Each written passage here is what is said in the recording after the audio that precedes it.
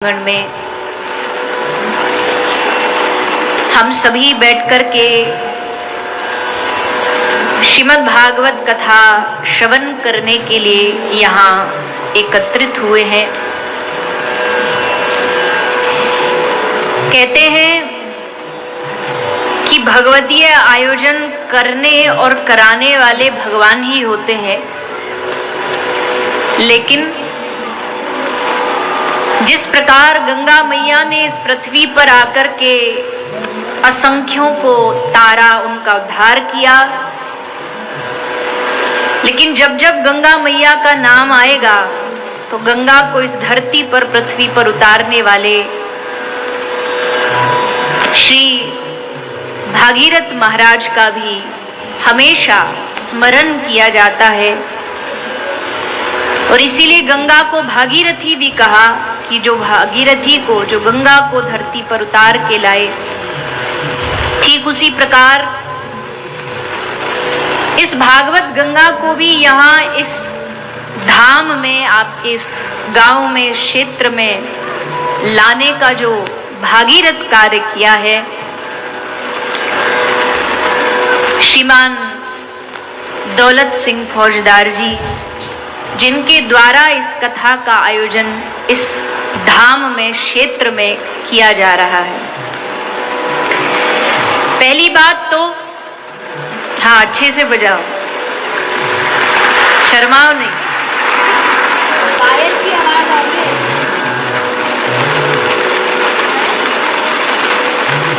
किसी वायर की आ रही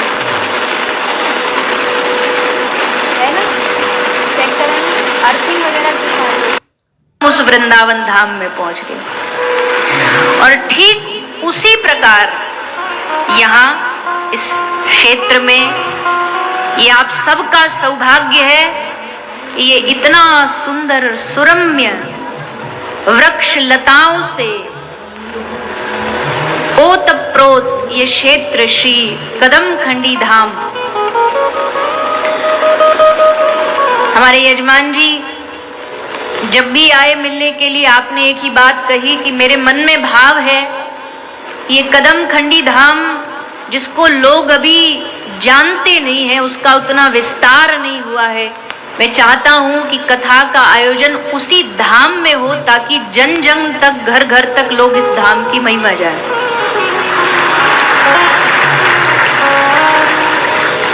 आप रहते भरतपुर में हैं, कस्बे की बात करें तो नदवई कस्बा है। व्यवस्था जुटाना, कथा का आयोजन करना शहरों में जहां व्यवस्थाएं ज्यादा होती है, आसान हो जाता है। लेकिन एक ऐसा क्षेत्र, एक ऐसा धाम चुनना जहां मन में ये भाव हो कि इसका विस्तारीकरण है, लोग समझें। और ऐसे क्षेत्र जो होते हैं ना, दुनिया में बहुत सारे जगह हैं घूमने की, गर्मी, ये सब चर्चा भागवत में की जाती है, तो आप सबका वर्णन कथा के माध्यम से श्रवण करोगे। आज है कथा का पहला दिन, प्रथम दिन। तो थोड़ा सा पहले दिन जैसे स्कूल में जाते हैं ना, तो पहला दिन तो बस आपस में जान पहचान में ही निकल जाता है। तेरा नाम क्या है, मास्टर जी पूछेंगे, किताबें क्या है, सब्जेक्ट क्या है, वो सब। तो प्रथम दिन है, भागवत का महात्म का दिन है। आज आप सुबह आप सबने बड़ी सुंदर कलश यात्रा मैंने सुना, बहुत भाव से सब कलश यात्रा में माताएं, बहनें, भाई सब शामिल हुए, सम्मिलित हुए और बड़ी सुंदर कलश यात्रा का आयोजन किया। अधिक से अधिक लोग इस कथा में आए, भीड़ बढ़ाने के लिए नहीं, केवल उद्देश्य इतना नहीं है कि भीड़ बढ़ जाए। मैं हमेशा कथाओं में कहती हूँ, कथा की सफलता इस बात से नहीं होती टेंट कितना बढ़िया है, कथा की सफलता इस बात से नहीं होती लोग कितने आए, कथा की सफलता इस बात से नहीं होती कि प्रचार कितना था। कथा की सफलता किस बात से होती है?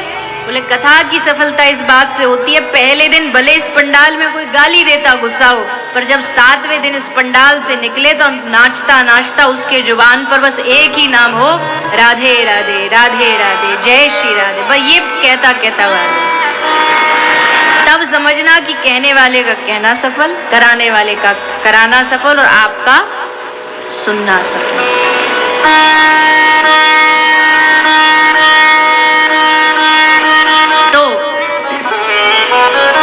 दिन, अब देखो मुझे ऐसा बताया गया कि इस कथा का न्योता बड़ी दूर दूर तक गया है, हजारों की संख्या में सबको, जैसा हमारे भैया बता रहे थे ना कि पीला चावल और गंगा जल के साथ न्योता दिया है।